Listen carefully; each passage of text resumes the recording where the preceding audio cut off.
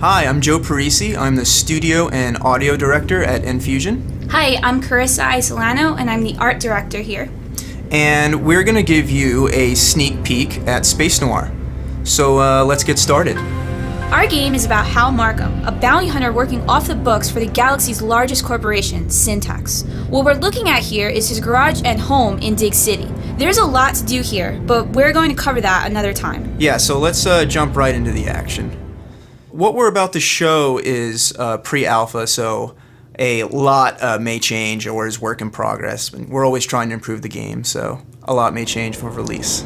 This is a side quest where we've been hired to defend a black market dealer's ship depot until he can defend it himself. This is more on the lighter action side and not so much the heavier noir story elements that are in the game, which we haven't really shown yet, but that's not too far off.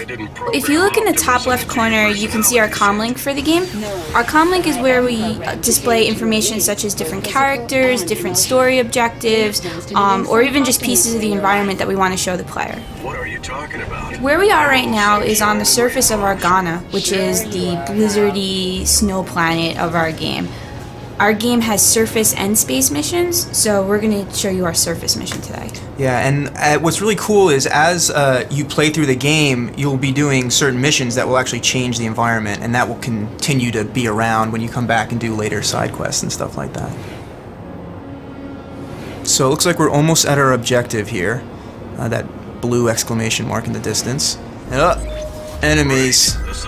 You can see on screen right now our radar pulse, which is really our answer to how to blend what the radar is doing into the game world so that we don't have to have this UI cluttering the screen or anything. It really keeps the player engaged in what he's doing.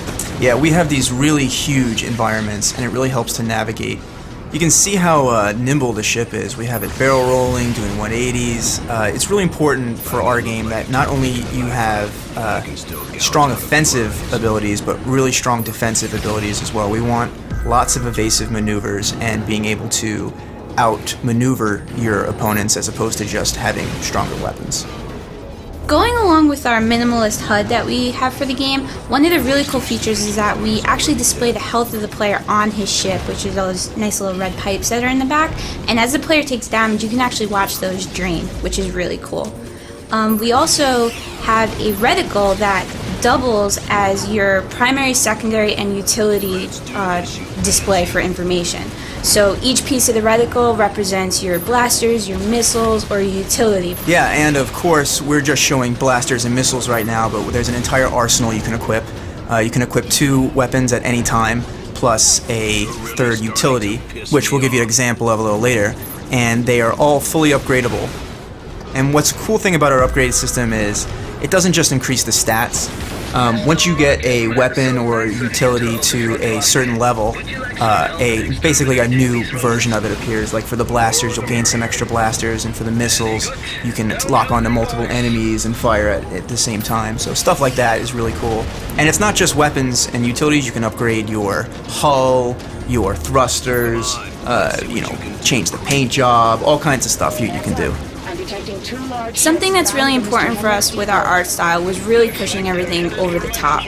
Our explosions, if we made them and we liked them, we'd make them 3 times bigger. Our blaster feedback is really big. You get a lot of feedback in our game and it keeps the game really exciting. Yeah, I really like the way when you see it splashes off the mountains and different objects and stuff. It's awesome. So it looks like some new powerful enemies have appeared, these big guys over here. They're not as easy as the grunts. You have to take out their weak points. So as we get close, it's time to whip out our utility, and boom, cloaked.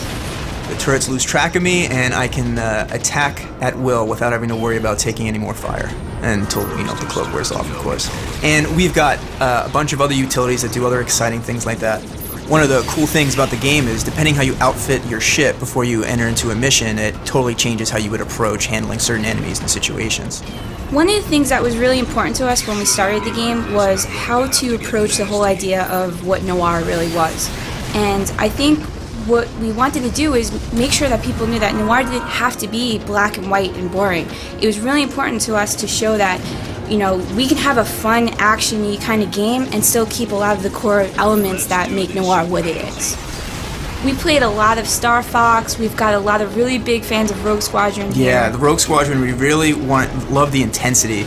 that feeling you got, you know, sweaty palms holding the controller, just trying to white knuckle it through the mission, which you really can't experience until you pick up the controller.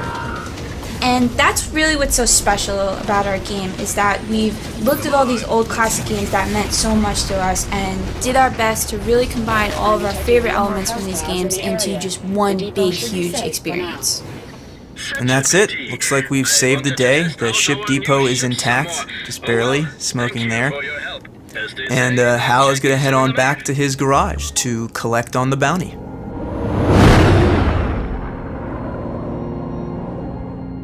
Alright guys, thanks for watching this sneak peek at a side mission from Space Noir. And hopefully you guys are excited to see more of what we're working on soon.